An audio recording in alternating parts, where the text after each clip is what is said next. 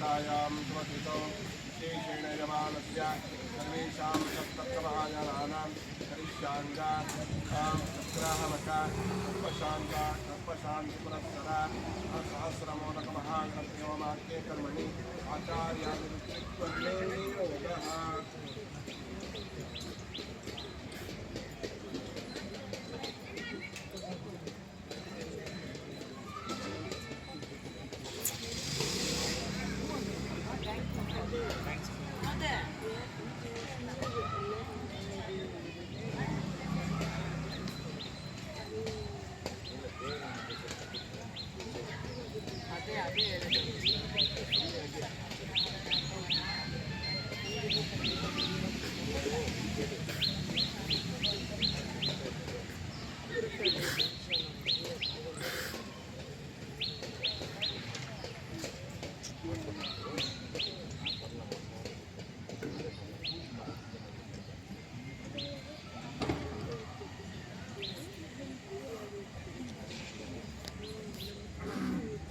आचार्यस्तु यथा स्वर्गे शुक्रादीनां बृहस्पतिः तथा त्वं ममान्त्यर्पुणियाकेऽस्मिन्नाचार्यो भवसोरता यथा शुक्रस्य वागीशाचार्य सर्वकर्मसु तथा मया त्वमाचार्यो व्रतोऽस्मिन् यज्ञकर्मणि ॐ हरितसगोत्रोत्पन्नस्य आशनायनसूत्र वृक्षाका अध्यायी शिवशङ्करशर्माणम् आचार्यं त्वामहं वृणे कृतोऽस्मि यथामति स्नानं कर्म करिष्यामः वयं कुर्मः ॐ यथा चतुर्मुखो ब्रह्मा स्वर्गे लोके पितामहः तथा त्वं ममान्त्ययागेऽस्मिन् ब्रह्मा भवद्विजोत्तम विश्वामित्रगोत्रोत्पन्नस्य वृक्षाका अध्यायी आश्वनायनसूत्र वृक्षाका अध्यायी पृथ्वीराजशर्माणं ब्रह्माणं स्वामहं वृणे कृतोऽस्मि स्नानं कर्म करिष्यामः वयं कुर्मः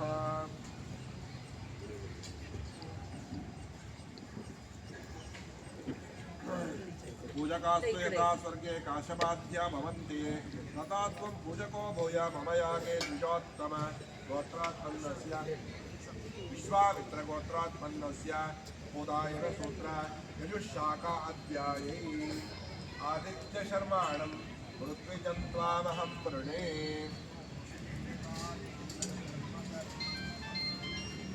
त्वं गुरो पिता माता प्रवस्त्वम्बरायणम् आचार्येण च संयुक्तं गुरुकर्म यथोदितं गोत्रात् विश्वामित्रगोत्रात्पन्नस्य आश्वनायनसूत्र वृक्षाका अध्याये भास्करशर्माणं त्वामहं वृणे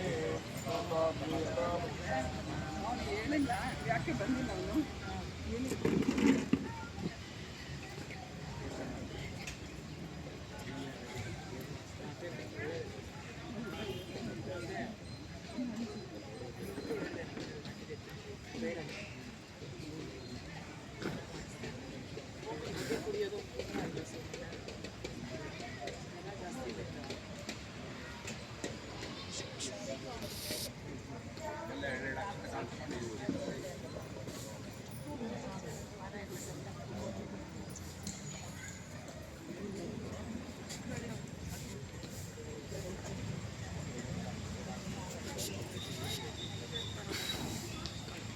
ಅವನು ಅಕ್ಷತೆ ಕಾಳು ಇದೆಯಲ್ಲ ಕೊಡ್ತಾರೆ ಕಾಳು ಸಾಕು ತಟ್ಟೆಯಲ್ಲಿ ಕೆಳಗಡೆಗೆ ಅಕ್ಷರ ಕಾಳು ಮಾತ್ರ ಇಟ್ಕೊಂಡು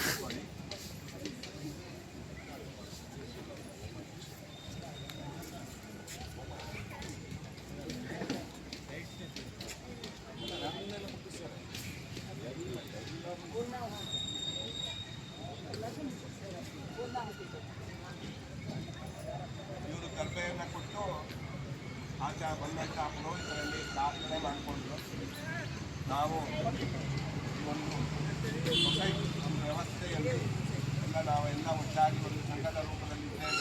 ನಾವೆಲ್ಲರೂ ಕೂಡ ಭಗವಂತನ ಕಾರ್ಯವನ್ನು ಮಾಡಬೇಕು ಅಂತ ಹೇಳುವಂತಹ ದೈವಿ ಪ್ರೇರಣೆಯಿಂದಾಗಿ ಆ ಒಂದು ಕಾರ್ಯವನ್ನು ಮಾಡಲಿಕ್ಕೆ ಉದ್ಯುಕ್ತರಾಗಿದ್ದೇವೆ. ಅದನ್ನೆಲ್ಲ ಮಾಡಿಸಿಕೊಡಲಿಕ್ಕೆ ವೇದವನ್ನು ಅಧ್ಯಯನವನ್ನು ಮಾಡಿ ಯಥೋಚಿತವಾಗಿ ವೇದವನ್ನು ಅಧ್ಯಯನ ಮಾಡಿಕೊಂಡಿರ್ತಕ್ಕಂಥ ನೀವುಗಳು ಆ ಎಲ್ಲ ಕರ್ಮವನ್ನು ಯಾವ ರೀತಿ ಮಾಡಬೇಕು ಅಂತಂದರೆ ಸುಪ್ರಸಂಗ್ರಹಿತ ಕರ್ತವ್ಯ ಒಳ್ಳೆಯ ಮನಸ್ಸುಳ್ಳವರಾಗಿ ಕರ್ತವ್ಯ ಭಾವದಿಂದ ಕಡಿಮೆ ವಿಧಿಪೂರ್ವಕ ಇಲ್ಲಿ ಶಾಸ್ತ್ರದಲ್ಲಿ ಸೂತ್ರಕಾರರು ಪ್ರತಿಯೊಂದನ್ನು ಕೂಡ ಕುಳಿತುಕೊಳ್ಳುವಂಥದ್ರಿಂದ ಹಿಡಿದು ಪ್ರತಿಯೊಂದನ್ನು ಕೂಡ ರಹಸ್ಯ ಸೂತ್ರದಲ್ಲಿ ಸುಲಭ ಸೂತ್ರಗಳನ್ನೆಲ್ಲ ನಿರೂಪಣೆ ಮಾಡಿಕೊಟ್ಟಿದ್ದಾರೆ.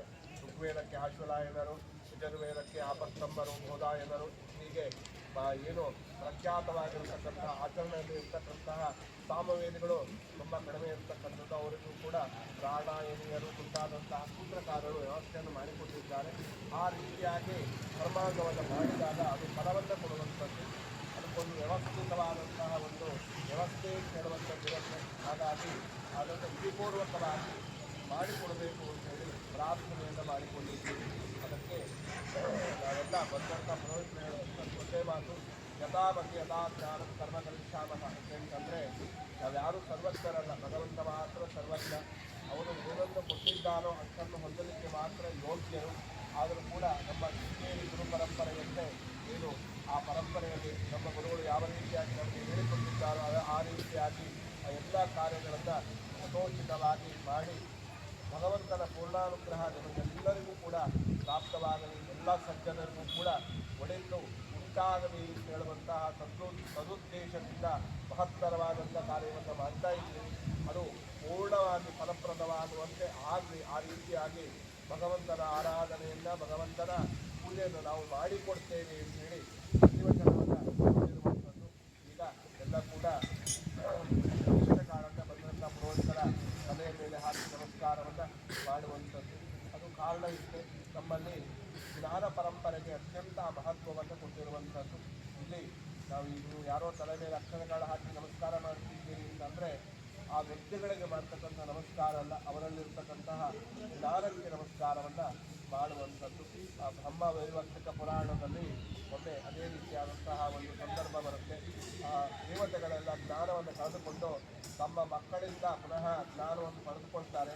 ಆಗ ಅವರಿಗೆ ಒಂದು ಸಮಸ್ಯೆ ಆಗುತ್ತೆ, ನಮಗೆ ಜ್ಞಾನವನ್ನು ಮಕ್ಕಳು ಕೊಟ್ಟಿದ್ದಾರೆ, ನಾವು ಅವರಿಗೆ ನಮಸ್ಕಾರವನ್ನು ಮಾಡಬೇಕೋ ಬೇಡವೋ ಅಂತ. ಆಗ ಬ್ರಹ್ಮನಲ್ಲಿ ಪ್ರಶ್ನೆಯನ್ನು ಮಾಡಿದಾಗ ಬ್ರಹ್ಮ ಹೇಳ್ತಾನೆ, ಜ್ಞಾನರುದ್ಧರು ಅವರು ಚಿಕ್ಕ ಒಟುವಾಗಿದ್ದರೂ ಕೂಡ ಆತ ಪರಿಪೂರ್ಣವಾದಂಥ ಜ್ಞಾನಿ ಇದ್ದಾದರೆ ಅವರಿಗೆ ತುಂಬ ದೊಡ್ಡವರಾದರೂ ಕೂಡ ನಮಸ್ಕಾರವನ್ನು ಮಾಡಬಹುದು. ಯಾಕೆಂತಂದರೆ ಮೊದಲು ಜ್ಞಾನರುದ್ಧರಿಗೆ ನಮಸ್ಕಾರ, ಅನಂತರ ವಯೋವೃದ್ಧರಿಗೆ ನಮಸ್ಕಾರ ಅಂತಂದರೆ ಆ ವಯಸ್ಸಾದಂಥವರಿಗೂ ಕೂಡ ನಾವು ಗೌರವವನ್ನು ಕೊಡಲೇಬೇಕು.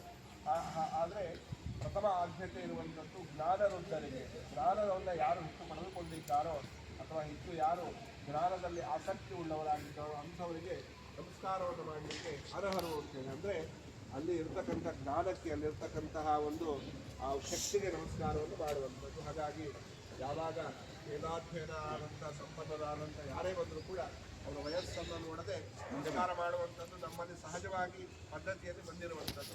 ಅದಕ್ಕಾಗಿ ಎಲ್ಲ ಕೂಡ ಆ ಬ್ರಾಹ್ಮಣರ ತಲೆ ಮೇಲೆ ಅಕ್ಷರ ಕಾಳನ್ನು ನಿತ್ತಲ್ಲೇ ನಮಸ್ಕಾರ ಮಾಡಿಕೊಂಡು ಸಾಕು. ಇಲ್ಲಿ ಬಂದು ಯಾರಿಗೂ ನಮಸ್ಕಾರ ಮಾಡೋ ಅಗತ್ಯ ಇಲ್ಲ. ಅಕ್ಷತ ಕಾಳನಲ್ಲಿ ಎಲ್ಲ ಪುರೋಹಿತರ ತಲೆ ಮೇಲೆ ಹಾಕಿ ನಮಸ್ಕಾರವನ್ನು ಮಾಡಿಕೊಳ್ಳಿ.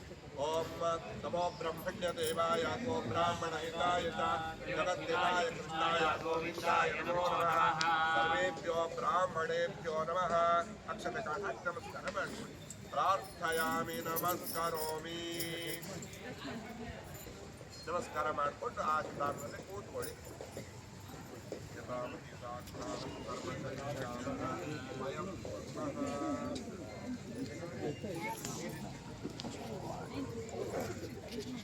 ಆರಾಧನೆ ಮತ್ತು ಯಾವ ಯಾವ ದೇವರಿಗೆ ನಾವು ಆಹುತಿಯನ್ನು ಕೊಡಲಿಕ್ಕಿದ್ದೇವೆ ಅವರಿಗೆಲ್ಲ ಅಲ್ಲಿ ಆವಾಹನೆಯನ್ನು ಮಾಡುವಂಥದ್ದು, ಕಲಶಾರಾಧನೆ ಮಾಡುವಂಥದ್ದು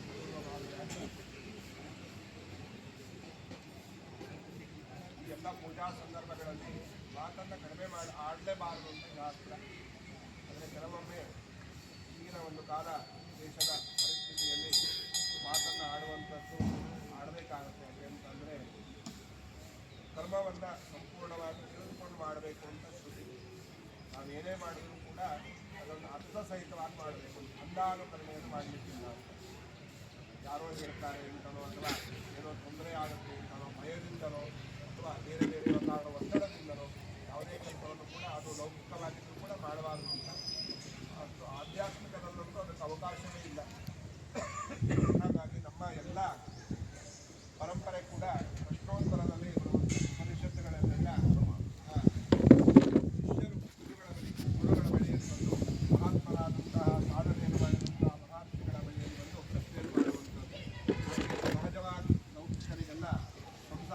ಬರ್ತಕ್ಕಂಥವರಿಗೆ ನಮಗೆಲ್ಲ ಬರ್ತಕ್ಕಂಥ ಸಂದೇಹವನ್ನೇ ಅವರಲ್ಲಿ ಪ್ರಶ್ನೆ ಮುಖಾಂತರವಾಗಿ ಹೇಳಿ ತಿಳಿದುಕೊಂಡು ಅದನ್ನೇ ಋಷಿಗಳು ಹೇಳುವಂಥದ್ದು ಜ್ಞಾನಪೂರ್ಣವಾಗಿ ಎಲ್ಲ ಕರ್ಮವನ್ನು ಮಾಡಬೇಕು. ಜ್ಞಾನ ಅಂದರೆ ಏನು? ಜ್ಞಾನ ಭಕ್ತಿ ವಿರಾಗ್ಯ ಸಿದ್ಧಾರ್ಥ ಅಂತ ನಾವು ಕೇಳ್ತೇವೆ ಸಹಜವಾಗಿ. ಆದರೆ ನಮಗೆಲ್ಲ ಈಗ ಬಂದಿರುವಂಥದ್ದು ಜ್ಞಾನ ಅಂದರೆ ಒಂದು ಇನ್ಫಾರ್ಮೇಷನ್ ಅಂದರೆ ಕೇಳುವಂಥದ್ದು. ಯಾರಾದರೂ ಹೇಳ್ತಾರೆ ಅದನ್ನು ಕೇಳಿಕೊಂಡು ಜ್ಞಾನ ಅಂತ. ಅಂದರೆ ನಮ್ಮಲ್ಲಿ ಜ್ಞಾನ ಅಂತ ಹೇಳುವಂಥದ್ದಕ್ಕೆ ಅರ್ಥ ಅಲ್ಲ. ಜ್ಞಾನ ಅಂತಂದರೆ ಕೇಳುವಂಥದ್ದು, ಶ್ರವಣ ಮಾಡುವಂಥದ್ದು, ಅದನ್ನು ಮನಸ್ಸಿನಲ್ಲಿ ಅನುಸಂಧಾನ ಮಾಡುವಂಥದ್ದು, ಅನಂತರ ಅದನ್ನು ಕಾರ್ಯದಲ್ಲಿ ತರುವಂಥದ್ದು. ಆ ಕಾರ್ಯವನ್ನು ಮಾಡಿದ ಮೇಲೆ ಬರ್ತಕ್ಕಂಥ ಅನುಭವಕ್ಕೆ ಜ್ಞಾನ ಅಂತ. ಕೇವಲ ಇನ್ಫಾರ್ಮೇಷನ್ನು ಜ್ಞಾನ, ನಾಲೆಡ್ಜ್ ಅಲ್ಲ. ಆ ಒಂದು ಎಕ್ಸ್ಪೀರಿಯನ್ಸ್, ನಾವು ಏನು ಮಾಡ್ತೇವೆ ಇದರಿಂದ ಏನು ಅನುಭವವನ್ನು ಪಡೆಯುತ್ತೇವೆ ಅದು ಜ್ಞಾನ. ಇಂಥ ಜ್ಞಾನವನ್ನು ನಾವು ಹೇಳಿಕೊಳ್ಳುವಂಥದ್ದು. ಹಾಗಾಗಿ ಕರ್ಮವನ್ನು ಮಾಡುವಾಗ ಅದರ ಬಗ್ಗೆ ಸಂಪೂರ್ಣವಾಗಿ ಸಾಧ್ಯವಾದಷ್ಟು ಮಂತ್ರಗಳನ್ನು ಹೇಳುವಾಗಲೂ ಕೂಡ ಏನು ಹೇಳ್ತಾರೆ ಅವರಿಗೆ ಅದನ್ನು ಹೇಳ್ತಾರೆ. ಮಂತ್ರದ ಅರ್ಥವನ್ನು ತಿಳಿದುಕೊಂಡು ಮಂತ್ರದ ಪಠಣೆಯನ್ನು ಮಾಡಬೇಕು. ಯಾಕಂದರೆ ಅರ್ಥವನ್ನು ತಿಳಿದುಕೊಂಡಾಗ ಆ ಮಂತ್ರವನ್ನು ಹೇಳುವಾಗ ನಮಗೆ ಅದರ ಮಹತ್ವದ ಅರಿವಾಗುತ್ತೆ. ಆ ಮಹತ್ವದ ಅರಿವಾದಾಗ ಅದನ್ನು ಬಹಳ ಸ್ಪಷ್ಟವಾಗಿ ತಪ್ಪಿಲ್ಲದಂತೆ ಹೇಳಲಿಕ್ಕೆ ಅದು ನಮಗೆ ಸಾಧ್ಯವಾಗುತ್ತೆ ಅಂತ ಹೇಳಿ ಮಂತ್ರದ ಅರ್ಥ ಸಹಿತವಾಗಿ ಮಂತ್ರವನ್ನು ಹೇಳಬೇಕು. ಅರ್ಥ ಗೊತ್ತಿಲ್ಲದೆ ಹೇಳಬಾರದು ಅಂತ ಶ್ರುತಿಯಲ್ಲಿರುವಂಥ ವಾಕ್ಯ. ಹಾಗೆ ಮಾಡಿಸ್ತಕ್ಕಂಥ ಯಜಮಾನರು ಏನು ಕರ್ಮಾಂಗವನ್ನು ಮಾಡ್ಕೊಂಡಿದ್ದಾರೆ ಅವರು ಕೂಡ ಅದನ್ನು ತಿಳಿದುಕೊಂಡೇ ಮಾಡಬೇಕು. ಸಹಜವಾಗಿ ಏನಾಗ್ತಿದೆ ಅಂದರೆ ಪುರೋಹಿತರು ಬರ್ತಾರೆ, ನಮಗೇನೋ ಒಂದು ಹೇಳ್ತಾರೆ, ನಾವು ಅದನ್ನು ಮಾಡ್ತೇವೆ. ಮಾಡಿದಾಗ ಮಾಡುವಂಥ ಕರ್ಮ ಮುಗಿಯುತ್ತೆ ಅಂತ ಹೇಳುವಂಥ ಭಾವ ಸಹಜವಾಗಿ ಎಲ್ಲ ಕಡೆಗೂ ಬಂದಿರುವಂಥದ್ದು. ಖಂಡಿತ ಅದು ತಪ್ಪು. ಅದರಲ್ಲಿ ಕೇವಲ ನಮ್ಮ ದೈಹಿಕವಾದಂತಹ ಮಾತ್ರ ಸಾಲದು. ಅದರಲ್ಲಿ ಪರಿಪೂರ್ಣವಾಗಿ ಮಾನಸಿಕವಾದಂತಹ ಇನ್ವಾಲ್ವ್ಮೆಂಟ್ ಕೂಡ ತುಂಬ ಅಗತ್ಯ. ಅಂದರೆ ಅದರ ಬಗ್ಗೆ ಪ್ರೀತಿ, ಅದರ ಬಗ್ಗೆ ಶ್ರದ್ಧೆ ಎಲ್ಲವನ್ನು ಇಟ್ಕೊಂಡು ಮಾಡಬೇಕಾಗ್ತದೆ. ಹಾಗೆ ಮಾಡಿದಾಗ ಅದು ಪರಿಪೂರ್ಣವಾಗಿ ಫಲವನ್ನು ಕೊಡುತ್ತೆ. ಮತ್ತು ಅದು ನಮಗೆ ಫಲವಂತ ಕೂಡ ಆಗೋದಿಲ್ಲ, ಫಲವಂತದ ಭಾಗಸ್ಥಾನ ಆಗೋದಿಲ್ಲ. ಕೆಲವೊಮ್ಮೆ ಅರ್ಥ ಗೊತ್ತಿಲ್ಲದಾಗ ನಮಗೆ ಅದು ಬಲವಂತವಾಗುತ್ತೆ. ಪ್ರತಿ ಬಿಡ್ತಾರೇನೋ ಅಂತ ಸ್ತೋತ್ರ ಮಾಡ್ತಾ ಇರ್ತಾರೆ. ಅವರು ಮುಗಿಯೋದ್ರೊಳಗೆ ನಮಗೆ ಸುಸ್ತಾಗ್ತೇವೆ. ವಿಶ್ವಸಹಸ್ರನಾಮವನ್ನು ಕೆಲವರು ಹೇಳ್ತಾರೆ ಮನೆಯಲ್ಲಿ. ಅಂದರೆ ವಿಶ್ವಸಹಸ್ರನಾಮ ಹೇಳೋದಲ್ಲ, ಮುಗಿಸೋದು. ಏನೋ ಬಿಡಿಯಲ್ಲಿ ಏನೋ ಕೆಲಸ ಮಾಡ್ತಾ ಅದನ್ನು ಅವರಿಗೆ ಕೊನೆಗೆ ಅರ್ಪಿಸುವಾಗ ಶುರು ಮಾಡಿಬಿಟ್ಟಿದ್ದಾರೆ, ಅದು ಮುಗಿಸೋದು ಹೇಗಪ್ಪ ಅಂದರೆ ಆ ರೀತಿಯಾಗಿ ಅದು ನಮಗೆ ನೋವನ್ನು ಕೊಡುವಂತ ಆಗಬಾರ್ದು. ಯಾವಾಗ ಅದು ನೋವನ್ನು ಕೊಡುವಂತಾಗುತ್ತೆ ಅಂದರೆ ನಮಗೆ ಅದರ ಬಗ್ಗೆ ಪ್ರೀತಿ ಇಲ್ಲಂತಾಗ. ಯಾವಾಗ ಪ್ರೀತಿ ಇರೋದಿಲ್ಲ ಅಂತ ನಮ್ಗೆ ಗೊತ್ತಿಲ್ಲಂತಾಗ.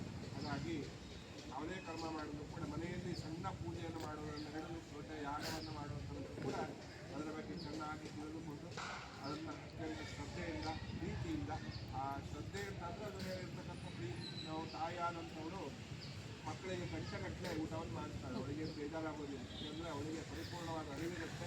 ಅದು ನನ್ನ ಮಗು, ಅದು ನನ್ನ ಮೇಲೆ ಪೂರ್ಣವಾಗಿ ಅವಲಂಬಿತವಾಗಿದೆ, ನಾನೇ ಅದಕ್ಕೆ ತಿಳಿಸಬೇಕು ಅಂತ ಹೇಳುವಂತಹ ಒಂದು ಪ್ರೀತಿ ಅಂತ ಹೇಳುವಂಥದ್ದು ಮಗುವಿನ ಮೇಲೆ ಇರುತ್ತೆ. ಹಾಗಾಗಿ ಅವಳಿಗೆ ಏನು ಬೇಜಾರಾಗೋದಿಲ್ಲ. ಎಲ್ಲೂ ಕೂಡ ಹಾಗೆ ನಮಗೆ ಯಾವಾಗ ಶ್ರದ್ಧೆ ಇರುತ್ತೆ, ಯಾವಾಗ ಭಕ್ತಿ ಇರುತ್ತೆ, ಅದು ಬೇಗ ಮುಗಿದ್ರು ಅಥವಾ ಸ್ವಲ್ಪ ಸಮಯ ಆದರೂ ಕೂಡ ನಮಗೆ ಅದರಲ್ಲಿ ನಿರಾಸಕ್ತಿ ಉಂಟಾಗೋದಿಲ್ಲ. ಯಾಕೆಂದರೆ ನಮಗೆ ಅದರ ಅರಿವಿರುತ್ತೆ, ನಾವು ಏನು ಮಾಡ್ತಾ ಇದ್ದೇವೆ ಅಂತ ಹೇಳುವಂಥ ಅರಿವಿರುತ್ತೆ. ಅಂಥ ಅರಿವನ್ನು ಕಂಡುಕೊಂಡು ಮಾಡಬೇಕು ಅಂತ. ಹಾಗಾಗಿ ಇವತ್ತು ನಾವು ಏನು ಮಾಡ್ತಾ ಇದ್ದೇವೆ ಅಂತ ಹೇಳುವಂಥದ್ದು ಕೇವಲ ಎರಡು ವಾಕ್ಯದಲ್ಲಿ ಹೇಳುವಂಥದ್ದು. ಅಂತಂದರೆ ಶಾಸ್ತ್ರಗಳಲ್ಲಿ ಹೇಳುವಂಥದ್ದು ಮೂರು ಕಾಲದಲ್ಲಿ ಮೌನವಾಗಿರಬೇಕು. ಸ್ನಾನವನ್ನು ಮಾಡುವಾಗ ಮಾತನಾಡಿದರೆ ವರುಣ ಕ್ರಾಂತಿಯನ್ನು ನಾಶ ಮಾಡ್ತಾನಂತೆ. ಊಟವನ್ನು ಮಾಡುವಾಗ ಮಾತಾಡಿದರೆ ಯಮ ಆಯುಷ್ಯನ್ನು ನಾಶ ಮಾಡ್ತಾನಂತೆ. ಯಜ್ಞ ಯಾಗಾದಿಗಳು, ಯಜ್ಞ ಅಂತಂದರೆ ಕೇವಲ ಬೆಂಕಿಯಲ್ಲಿ ಹಾಕುವಂಥದ್ದು ಅವಿಷ್ಟು ಮಾತ್ರ ಯಜ್ಞ ಅಂತಲ್ಲ. ನಮಗೆಲ್ಲ ಆ ಕಲ್ಪನೆ ಬಂದುಬಿಟ್ಟಿದೆ. ಭಗವಂತ ರೀತಿಯಲ್ಲಿ ಹೇಳ್ತಾನೆ, ಜಪಯಜ್ಞ, ನಾಮಯಜ್ಞ, ಹೀಗೆ ಅನೇಕ ಯಜ್ಞಗಳನ್ನು ಹೇಳ್ತಾನೆ. ಎಲ್ಲವೂ ಕೂಡ ಯಜ್ಞವೇ. ಯಜ್ಞ ಅಂತಂದರೆ ಅರ್ಪಣೆಯನ್ನು ಮಾಡುವಂಥದ್ದು. ಯಾವುದೆಲ್ಲ ಅರ್ಪಣೆ ಮಾಡೋದಿದೆ ಅದೆಲ್ಲ ಯಜ್ಞವೇ. ಹಾಗಾಗಿ ಯಜ್ಞ ಕಾಲದಲ್ಲಿ ಮಾತನಾಡಿದರೆ ಅಗ್ನಿ ಸಂಪತ್ತನ್ನು ನಾಶ ಮಾಡ್ತಾರೆ. ಅದಕ್ಕಾಗಿ ದೇವಸ್ಥಾನಗಳಿಗೆ ಹೋದಾಗ ಅಥವಾ ಯಾವುದೇ ಥರವಾದಂತಹ ಒಂದು ಜ್ಞಾನಗೋಷ್ಠಿ ಅಥವಾ ಒಳ್ಳೆಯ ವಿಚಾರವನ್ನು ಯಾರಾದರೂ ಮಾತಾಡ್ತಾ ಇದ್ದಾರೆ ಅಲ್ಲಿ ಹೋಗಿ ನಾವು ಮಧ್ಯದಲ್ಲಿ ಮಾತಾಡಬಾರ್ದು. ಅದು ನಮಗೆ ದಾರಿದ್ರ್ಯವನ್ನು ತರುತ್ತೆ. ಪೂಜೆ ಇತ್ಯಾದಿಗಳನ್ನು ಮಾಡುವಾಗಲಂತೂ ಕೂಡ ಅನಾವಶ್ಯಕವಾಗಿ ಮಾತಾಡುವುದನ್ನು ಮಾಡಲೇಬಾರ್ದು. ಅವಶ್ಯಕತೆ ಇದ್ದರೆ ಆ ಸಂದರ್ಭಕ್ಕೆ ಅಲ್ಲಿ ಏನಾದರೂ ಮಾತಾಡಬಹುದು. ಆದರೆ ಅನಾವಶ್ಯಕವಾಗಿ ಸುಮ್ಮನೆ ಅಲ್ಲಿ ಯಾರೋ ಪೂಜೆ ಮಾಡ್ತಿರ್ತಾರೆ, ನಾವು ಕುತ್ಕೊಂಡು ಇಲ್ಲೇನೋ ಲೌಕಿಕವಾದಂತಹ ಅಂದರೆ ಕೆಲಸಕ್ಕೆ ಬಾರದಂತಹ ವ್ಯರ್ಥವಾದಂತಹ ಮಾತನ್ನು ಆಡುವಂಥದ್ದು ಅಂತ. ಅದಕ್ಕಾಗಿ ಎಲ್ಲ ಋಷಿಗಳು ಹೇಳ್ತಾರೆ ಕಲಿಯುಗದಲ್ಲಿ ಮನುಷ್ಯನಿಗೆ ಆಯುಷ್ಯ ತುಂಬ ಕಡಿಮೆ ಯಾಕೆಂತಂದರೆ ಅರ್ಧಾಯುಷ್ಯ ಮಾತಲ್ಲೇ ಹೋಗ್ಬಿಡುತ್ತೆ. ನಮ್ಮ ಶಕ್ತಿಯೆಲ್ಲ ನಾಶವಾಗುವಂಥದ್ದು ಹೇಗೆಂದರೆ ಮಾತಾಡಿ ನಾವು ಮಾತಾಡಿ ಅಂದರೆ ಬೇಕಾಗಿದ್ದು ಬ್ಯಾಡ್ದಿದ್ದು ಏನೇನು ಅಂದರೆ ನಮಗೆ ಸಂಬಂಧವೇ ಇರದಂಥದ್ದೆಲ್ಲ ಮಾತಾಡ್ತೇವೆ. ಹಾಗೆ ಮಾತಾಡೋದ್ರಿಂದ ಏನಪ್ಪ ನಷ್ಟ ಅಂತಂದರೆ ನಮ್ಮ ಶಕ್ತಿ ನಷ್ಟವಾಗುತ್ತೆ. ನಮ್ಮ ಶಕ್ತಿ ನಷ್ಟವಾಗುತ್ತೆ, ನಮ್ಮ ಆಯುಷ್ಯ ಹರಣವಾಗುತ್ತೆ. ನಾವು 50-60 ವರ್ಷವಾಗೋದ್ರೊಳಗೆ ಅತ್ಯಂತ ವೃದ್ಧಾಪ್ಯವನ್ನು ಪಡೆದು ಬಿಡ್ತೇವೆ. ಅಂದರೆ 60 ವರ್ಷ ಆಗೋಷ್ಟೊತ್ತಿಗೆ ಜೀವನವೇ ಸಾಕಾಗಿ ಹೋಗಿಬಿಡುತ್ತೆ. ಅಂದರೆ ಅದೆಲ್ಲ ಕಾರಣ ಮಿತಿಮೀರಿದ ಮಾತನ್ನಾಡುವಂಥದ್ದು. ಇದನ್ನೆಲ್ಲ ಒಂದು ಏಕಾದಶಿಯನ್ನು ಮಾಡ್ತಾ ಇದ್ದಾರೆ. ಉಪವಾಸ ಮತ್ತು ಮೌನ, ಅದೆರಡು ಮೌನದಿಂದಾಗಿ ಮನಃಶುದ್ಧಿ, ಉಪವಾಸದಿಂದ ದೇಹಶುದ್ಧಿ ಎರಡೂ ಕೂಡ ಆಗಿ ಏಕಾದಶಿಯನ್ನು ಮಾಡ್ತೇವೆ. ಇವಾಗ ಇದಕ್ಕೆ ನಾವು ಊಟ ಮಾಡ್ತೀವಿ. ಏಕಾದಶಿ ಮಾಡೋದಕ್ಕೂ ದೂರದ ಮಾತು ಅಷ್ಟೆಲ್ಲ ಊಟ ಮಾಡ್ತೀವಿ. 100 ವರ್ಷಕ್ಕಾಗೋ ಮಾತನ್ನು 10 ವರ್ಷದಲ್ಲಿ ಆಗ್ತದೆ. ಅಂದರೆ ಅದಕ್ಕಾಗಿ ಮಾತನ್ನಾಡಬಾರ್ದು ಅಂತ, ಅದಕ್ಕಾಗಿ ಏನು ಕರ್ಮವನ್ನು ಮಾಡ್ತಾ ಇದ್ದೀವಿ ಬಗ್ಗೆ ತಿಳ್ಕೊಳ್ಳುವಂಥದ್ದು. ಮೊದಲಿಗೆ ನಾವು ಯಾವುದೇ ಕರ್ಮ ಮಾಡಿದ್ರು ಕೂಡ ಗುರು ಗಣಪತಿಯ ಪೂಜೆಯನ್ನು ಮಾಡುವಂಥದ್ದು. ಯಾರು ಗುರು ಅಂತ ಹೇಳಿದ್ರೆ ಮೊದಲು ತಾಯಿ, ಅನಂತರ ತಂದೆ. ನಾವಲ್ಲಿ ಗುರುಭ್ಯೋ ನಮಃ, ಪರಮ ಗುರುಭ್ಯೋ ನಮಃ, ಪರಮೇಶ್ವರಿ ಗುರುಭ್ಯೋ ನಮಃ ಅಂತ ಪ್ರಾರ್ಥನೆ ಮಾಡ್ತೇವೆ. ಅಂದರೆ ತಂದೆ, ಅವರ ತಂದೆ ಮತ್ತು ಅವರ ತಂದೆ, ಇದು ಪಿತಾಮಹ ಪ್ರಪಿತಾಮಹ 3 ಜನ ನಮಗೆ ಸಂತಾನವನ್ನು, ಆಯುಷ್ಯನ್ನು ಮತ್ತು ಸಂಪತ್ತನ್ನು ಕೊಡ್ತಕ್ಕಂಥವರು ಅಂತ ಅವರಲ್ಲಿ ಪ್ರಾರ್ಥನೆ ಮಾಡುವಂಥದ್ದು. ಗುರು ಮೊದಲು ತಾಯಿ, ತಂದೆ, ಅಕ್ಷರಾಭ್ಯಾಸವನ್ನು ಮಾಡಿಸಿದಂಥವರು ಮತ್ತು ಯಾರ್ಯಾರು ನಮಗೆ ಜ್ಞಾನಾರ್ಜನೆಯನ್ನು ಮಾಡಿಕೊಡ್ತಾರೋ, ಯಾರು ನಮ್ಮನ್ನು ಸನ್ಮಾರ್ಗದಲ್ಲಿ ಪ್ರೇರಣೆಯನ್ನು ಕೊಡ್ತಾರ ಅಂತ ಎಲ್ಲ ಚೈತನ್ಯಕ್ಕೆ ನಾವು ಗುರು ಅಂತ ಕರಿತೇವೆ. ಆ ಗುರುವಿಗೆ ಪ್ರಾರ್ಥನೆ ಮಾಡುವಂಥದ್ದು. ಅನಂತರ ನಮ್ಮ ಕುಲದೇವರು ನಮಗೆ ಪೂರ್ಣ ಅನುಗ್ರಹವನ್ನು, ರಕ್ಷಣೆಯನ್ನು ಕೊಡ್ತಕ್ಕಂಥವರು ಅಂತ ಅವರ ಪ್ರಾರ್ಥನೆಯನ್ನು ಮಾಡುವಂಥದ್ದು. ಅನಂತರ ಮಹಾಗಣಪತಿಯನ್ನು ಪ್ರಾರ್ಥನೆ ಮಾಡಿಕೊಂಡು ಅನಂತರ ಪಿತೃಗಳ ಪ್ರಾರ್ಥನೆಯನ್ನು ಮಾಡುವಂಥದ್ದು. ವಿಶೇಷವಾಗಿ ಬೇರೆ ಬೇರೆ ಕರ್ಮಾಂಗದಲ್ಲಿ ನಾಂದಿ ಶ್ರಾದ್ದ, ನಾಂದಿ ಸಮಾರಾಧನೆ ಅಂತೇಳಿ ಮಾಡ್ತೇವೆ. ಅಂದರೆ ಎಲ್ಲಿ ಪಿತೃಗಳ ಪ್ರಾರ್ಥನೆ ಆಗುತ್ತೋ, ಪಿತೃಗಳಲ್ಲಿ 2 ವಿಧವಾದ ಪಿತೃಗಳು. ಚಿರಪಿತೃಗಳು ಅಂತ ಅಂದರೆ ಅವರು ಕೂಡ ದೇವತಾ ವಿಭಾಗದಲ್ಲಿ ಏನು ಇವತ್ತು ವೈವಸ್ವತ ಮನ್ವಂತರ ಅಂತ ನಾವು ಹೇಳ್ತೇವೆ, ಸೂರ್ಯನ ಮಗ, ಅವನು ಶ್ರಾದ್ದ ದೇವ ಅಂತೇಳಿ ಕಲಿಸ್ಕೊಳ್ತಿರ್ತಾನೆ. ಅವನಿಂದ ಉಂಟಾದ ಸಂತಾನವನ್ನು ಪಿತೃ ಸಂತಾನ ಅಂತ ಕರೀತಾರೆ, ಪಿತೃ ದೇವತೆಗಳು. ಅವರನ್ನು ಪ್ರಾರ್ಥನೆ ಮಾಡಿಕೊಳ್ಳೋದು. ನಮ್ಮ ತಂದೆ ತಾಯಿಗಳಲ್ಲ, ನಮ್ಮ ತಂದೆ ತಾಯಿಗಳು ಕೂಡ ಪಿತೃವರ್ಗಕ್ಕೆ ಬರ್ತಾರೆ. ಅವರು ನಮ್ಮ ಪಿತೃಗಳಾಗ್ತಾರೆ. ಚಿರಪಿತೃಗಳು ಅಂತ ಹೇಳುವಂತಹ ಪಿತೃವರ್ಗವನ್ನು ಪ್ರಾರ್ಥನೆ ಮಾಡಿಕೊಂಡಾಗ ಅದು ಎಲ್ಲ ವಿಧವಾದ ಅಶೌಚವನ್ನು ನಿವಾರಣೆ ಮಾಡುತ್ತೆ, ಅಶುದ್ಧಿಯನ್ನು ನಿವಾರಣೆ ಮಾಡುತ್ತೆ ಅಂತ ಹೇಳಿ ಅಲ್ಲಿ ಗುರುಭ್ಯೋ ನಮಃ, ಪರಮ ಗುರುಭ್ಯೋ ನಮಃ, ಪರಮೇಶ್ವರಿ ಗುರುಭ್ಯೋ ನಮಃ ಅಂತ ಹೇಳಿ ವಸುರುದ್ರ ಆದಿತ್ಯ ರೂಪಾತ್ಮಕರಾದಂತಹ ಆ ಚಿರಪಿತೃಗಳನ್ನು ಸ್ಮರಣೆ ಮಾಡಿಕೊಂಡು ಅನಂತರ ಮಾತೃಭ್ಯೋ ನಮಃ, ಪಿತೃಭ್ಯೋ ನಮಃ ಅಂತೇಳಿ ನಮ್ಮ ತಂದೆ ತಾಯಿಗಳು ಯಾರು ನಮಗೆ ಶರೀರವನ್ನು, ಜ್ಞಾನವನ್ನು, ಸಂಪತ್ತನ್ನು ಎಲ್ಲ ಕೊಟ್ಟಿದ್ದಾರಂತಹ ನಮ್ಮ ತಂದೆ ತಾಯಿಗಳ ಸ್ಮರಣೆಯನ್ನು ಮಾಡಿಕೊಂಡು ಅನಂತರ ಸಂಕಲ್ಪ ಅಂತೇಳಿ ಸಮ್ಯಕ್ಕಲ್ಪ ಒಳ್ಳೆಯ ಉದ್ದೇಶವನ್ನು ಇಟ್ಟುಕೊಂಡು ದೇಶಕಾಲ ಸಂಕೀರ್ತನವನ್ನು ಮಾಡಿಕೊಂಡು ಉದ್ದೇಶವನ್ನು ಮನಸ್ಸಿನಲ್ಲಿ ಮತ್ತೆ ಸ್ಮರಣೆಯನ್ನು ಮಾಡಿಕೊಂಡು ಆ ಒಂದು ನಿಟ್ಟಿನಲ್ಲಿ ನಾವು ಸಾಕ್ತೇವೆ. ಹೇಗೆ ಸಾಕ್ತೇವೆ ಅಂತಂದರೆ ಅದಕ್ಕೆ ಮಾರಕಗಳು 2, ಅಹಂಕಾರ ಮತ್ತು ಮಮಕಾರ. ಅದನ್ನು ತ್ಯಾಗವನ್ನು ಮಾಡಿ ನಾವು ಕರ್ಮವನ್ನು ಮಾಡ್ತೇವೆ. ಅದಿದ್ದರೆ ಕರ್ಮದ ಸಾಫಲ್ಯ ಸಿಗೋದಿಲ್ಲ. ಅದಕ್ಕಾಗಿ ಅಹಂಕಾರ ಮತ್ತು ಮಮಕಾರವನ್ನು ಬಿಟ್ಟು ಕರ್ಮವನ್ನು ಮಾಡ್ತೇವೆ ಅಂತ ಹೇಳಿ ನಿರ್ಧಾರವನ್ನು ಮಾಡುವಂಥದ್ದು ಸಂಕಲ್ಪ. ಅನಂತರ 2 ಕಲಶವನ್ನಿಟ್ಟು ಅಲ್ಲಿ ಪೂಜೆಯನ್ನು ಮಾಡ್ತೇವೆ. ಅದಕ್ಕೆ ಪುಣ್ಯಾಹ ವಾಚನ, ಸ್ವಸ್ತಿ ಪುಣ್ಯಾಹ ವಾಚನ ಅಂತ 4 ವಾಕ್ಯವನ್ನು ಬ್ರಾಹ್ಮಣರಿಂದ ಹೇಳಿಸಿಕೊಂಡು ದಕ್ಷಿಣೆಯನ್ನು ಕೊಟ್ಟು ಪುಣ್ಯಾಹಂಬವಂತೋ ಭಗವಂತೋ, ಅತ್ಯಂತ ಪುಣ್ಯಕರವಾದಂತಹ ಸ್ಥಾನವಾಗಲಿ, ಅತ್ಯಂತ ದಿನವಾಗಲಿ, ಎಲ್ಲವೂ ಕೂಡ ಪುಣ್ಯಮಯವರಾಗಲಿ ಅಂತ ಹೇಳಿಕೊಳ್ಳುವಂಥದ್ದು. ಸ್ವಸ್ತಿ ಭವಂತೋ ಭಗವಂತೋ, ಕರ್ಮಾಂಗ ಅತ್ಯಂತ ಶುಭಪ್ರದವಾಗಲಿ, ಅದು ವೃದ್ಧಿಯನ್ನು ಪಡೆಯಲಿ ಮತ್ತು ಎಲ್ಲ ವಿಧವಾದ ಫಲಗಳನ್ನು ಕೊಡಲಿ ಅಂತೇಳಿ ಚತುರ್ ವಾಕ್ಯವನ್ನು ಹೇಳಿಸಿಕೊಂಡು ಅನಂತರ ಅಲ್ಲಿ ವಾಸ್ತುವರ್ಣವನ್ನು ಆವಾಹನೆ ಮಾಡಿದಂಥ ತೀರ್ಥವನ್ನು ಪ್ರೋಕ್ಷಣೆಯನ್ನು ಮಾಡಿಕೊಂಡು ಪ್ರಾಶನವನ್ನು ಕುಡಿಯುವಂಥದ್ದು. ಅವಷ್ಟು ಕೂಡ ಶುದ್ಧಿಗಾಗಿ ಮಾಡುವಂಥದ್ದು. ಒಂದು ಆ ಪ್ರದೇಶದ ಶುದ್ಧಿ, ಇನ್ನೊಂದು ನಮ್ಮ ಒಳಗಿನ ಶುದ್ಧಿ, ಎರಡರ ಒಂದು ಉದ್ದೇಶವನ್ನು ಇಟ್ಕೊಂಡು ಪುಣ್ಯಾವಾಚನವನ್ನು ಮಾಡುವಂಥದ್ದು. ಇನ್ನು ಮುಂದೆ ಯಾವ ದೇವರ ಒಂದು ಆರಾಧನೆಯನ್ನು ಮಾಡ್ತೇವೋ ಆ ದೇವರ ಒಂದು ಆವಾಹನೆಯನ್ನು ಮಾಡುವಂಥದ್ದು, ಕರೆಯುವಂಥದ್ದು ಅಂತ. ದೇವರಿಗೆ 3 ಜಾಗದಲ್ಲಿ ಪೂಜೆಯನ್ನು ಹೇಳ್ತಾರೆ. ಒಂದು ರಂಗವಲ್ಲಿಯಲ್ಲಿ, ಪ್ರತಿನಿತ್ಯ ಮನೆಯಲ್ಲಿ ಅದಕ್ಕಾಗಿ ರಂಗವಲ್ಲಿಯನ್ನು ನಾವು ಹಾಕುವಂಥ ಸಂಪ್ರದಾಯ ನಮ್ಮಲ್ಲಿದೆ.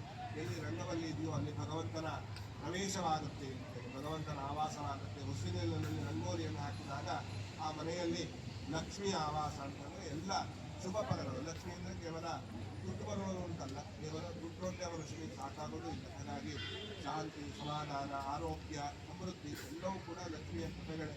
ಅದೆಲ್ಲವೂ ಕೂಡ ಶ್ರೀ ಕೆಳಲ್ಪಡುತ್ತೆ. ಅಂತಹ ಎಲ್ಲ ಶ್ರೀ ಸಂಪತ್ತುಗಳು ಬರುವಂಥದ್ದು ಮನೆಯ ಮುಂದೆ ಹೊಸಲಿನಲ್ಲಿ ರಂಗೋಲಿಯನ್ನು ಹಾಕಿದಾಗ. ಹಾಗೆ ಇಲ್ಲಿ ಯಂತ್ರಾರಾಧನೆ, ಯಂತ್ರವನ್ನು ಹಾಕಿದಾಗಲೇ ಸಹಜವಾಗಿ ಅಲ್ಲಿ ದೇವತಾ ಆವಾಸವಾಗುತ್ತೆ. ಅಲ್ಲಿ ಏನು ರೇಖೆಗಳನ್ನು ಹಾಕ್ತೇವೆ ಅಲ್ಲಿ ಒಂದು ಮ್ಯಾಗ್ನೆಟಿಕ್ ಫೀಲ್ಡ್ ಕರೆಂಟ್ ಉತ್ಪಾದನೆ ಆಗುತ್ತೆ ಅಂತ ಇದು ಚೈತನ್ಯವನ್ನು ಕೊಡುತ್ತೆ. ಅಲ್ಲಿ ರಂಗವಲ್ಲಿಯಲ್ಲಿ ಆರಾಧನೆ, ಕಲಶದಲ್ಲಿ ಅಲ್ಲೂ ಕೂಡ ಹಾಗೆ ಮುಕ್ಕಾಲು ಭಾಗ ಜಲ, ಕಾಲು ಭಾಗ ಖಾಲಿಯಾದಂತಹ ಜಾಗ, ಆಕಾಶ, ಮತ್ತೆ ಇವುಗಳು ಬೇರೆ ಪೂರ್ಣಫಲ. ತೆಂಗಿನಕಾಯಲ್ಲೂ ಹಾಗೆ ಪೂರ್ಣವಾಗಿ ನೀರಿರೋದಿಲ್ಲ, ಸ್ವಲ್ಪ ಜಾಗ ಇರುತ್ತೆ. ಅಲ್ಲಿ ಏನು ಕರೆಂಟ್ ಪಾಸ್ ಆಗಲಿಕ್ಕೆ ಬೇಕಾದಂಥ ವ್ಯವಸ್ಥೆ ಇರುತ್ತೆ. ಎಲ್ಲಿ ವಿದ್ಯುತ್ ಸಂಚಾರ ಆಗುತ್ತೋ ಅಲ್ಲೆಲ್ಲ ಆವಾಹನೆ ಆಗುವಂಥದ್ದು ದೇವರದ್ದು. ಹಾಗಾಗಿ ಕಲಶದಲ್ಲಿ ಆವಾಹನೆ. ಅನಂತರ ವಿಗ್ರಹದಲ್ಲಿ, ಅಲ್ಲಿ ಕಲ್ಲಿನ ವಿಗ್ರಹದಲ್ಲಿ ಹೇಗೆ ಆವಾಹನೆ ಅಂತಂದರೆ ಕೆಳಗೆ ಯಂತ್ರವನ್ನು ಇಟ್ಟಿರ್ತಾರೆ. ಯಾವುದೇ ದೇವತಾ ಪ್ರತಿಷ್ಠಾಪನೆ ಮಾಡುವಾಗಲೂ ಕೂಡ ಆ ದೇವರಿಗೆ ಸಂಬಂಧಪಟ್ಟಂತಹ ಯಂತ್ರವನ್ನು ಪಿಂಡಿಕಾ ಸ್ಥಾಪನೆ ಅಂತೇಳಿ ಏನು ವಿಗ್ರಹದ ಅಷ್ಟಬಂಧಕ್ಕೆ ಪೂರ್ವವಾಗಿ ಅಲ್ಲಿ ಪಿಂಡಿಕಾ ಸ್ಥಾಪನೆಯಾದಾಗ ಹಿಂದೆಲ್ಲ ವಸ್ತ್ರ, ನವರತ್ನ, ವೈಡೂರ್ಯ, ವಜ್ರಾದಿಗಳಂತೆ ಆಗ್ತಾ ಇದ್ದಾರೆ. ಯಾವ ಉತ್ತಮವಾದಂತಹ ಲೋಹಗಳಿದ್ದಾವೆ, ವಿದ್ಯುತ್ ವಾಹಕವಾದ ಲೋಹಗಳು, ಬಂಗಾರ, ಅತ್ಯುತ್ತಮವಾದಂಥದ್ದು ತಾಮ್ರ ಇತ್ಯಾದಿಯಾಗಿ ಎಲ್ಲವನ್ನು ಅಲ್ಲಿ ಕೆಳಗಡೆ ಹಾಕಿ ಅಲ್ಲಿ ಮೇಲೆ ಆ ಕಲ್ಲಿನ ವಿಗ್ರಹವನ್ನು ಇಟ್ಟಾಗ ಅಲ್ಲಿ ಶಕ್ತಿ ಸಂಚಯ ಆಗುತ್ತೆ ಅಂತ. ಅದಕ್ಕಾಗಿ ಗರ್ಭಗುಡಿಗೆ ಹಾಗೆ ಇರೋದಿಲ್ಲ. ಅಲ್ಲಿ ಮಂತ್ರಗಳ ಒಂದು ಪ್ರತಿಧ್ವನಿ, ಆ ಒಂದು ತರಂಗಗಳು ಅಲ್ಲಿ ಹೋಗಿ ಸಂಗ್ರಹಗೊಂಡು ಅದು ಅಲ್ಲಿ ಮುಂದೆ ಹೋಗಿ ಪೂಜೆ ಮಾಡ್ತಕ್ಕಂಥವರಿಗೆ ಎಲ್ಲ ವಿಧವಾದಂತಹ ಶಾಂತಿ, ಸಮಾಧಾನ, ತೃಪ್ತಿಗಳನ್ನು ಮನಸ್ಸಲ್ಲಿರ್ತಕ್ಕಂತಹ ಪಾಪ ಅಂತಂದರೆ ಕತ್ತಲು ಅಥವಾ ನಕಾರಾತ್ಮಕ ಚಿಂತನೆ, ಅದನ್ನು ತೆಗೆದು ಸಕಾರಾತ್ಮಕ ಚಿಂತನೆ ಇಟ್ಟುಕೊಳ್ಳಲಿಕ್ಕೆ ಯೋಗ್ಯವಾದಂತಹ ಕಾರಣವಾಗುತ್ತೆ. 3 ಭಾಗದಲ್ಲಿ ದೇವರನ್ನು ನಾವು ಪೂಜೆಯನ್ನು ಮಾಡಲಿಕ್ಕಾಗುತ್ತೆ. ಯಂತ್ರಾರಾಧನೆ, ಯಂತ್ರವನ್ನು ಬರೆದಿದ್ದಾರೆ. ಅದೇ ರೀತಿ ಕಲಶ, ಅಲ್ಲಿ ನವಗ್ರಹಗಳಿಗೆ ಆನೆಗಳನ್ನು ಮುಟ್ಟಿದ್ದಾರೆ. ಆ ನವಗ್ರಹಗಳ ಆರಾಧನೆ, ಮತ್ತೆ ನಿಮ್ಮ ದೇವತಾ ಪ್ರತಿಷ್ಠಾಪನೆ ಆಗಿರ್ತಕ್ಕಂಥ ಮಹಾಗಣಪತಿ ಮತ್ತು ಸರ್ಪಗಳ ಆರಾಧನೆಯಿಂದ ಮಾಡುವಂಥದ್ದು ಇಷ್ಟು ಕೂಡ ಅಲ್ಲಿ ಆವಾಹನೆಯನ್ನು ಮಾಡಿಕೊಂಡು ಯಾವ ದೇವರಿಗೆ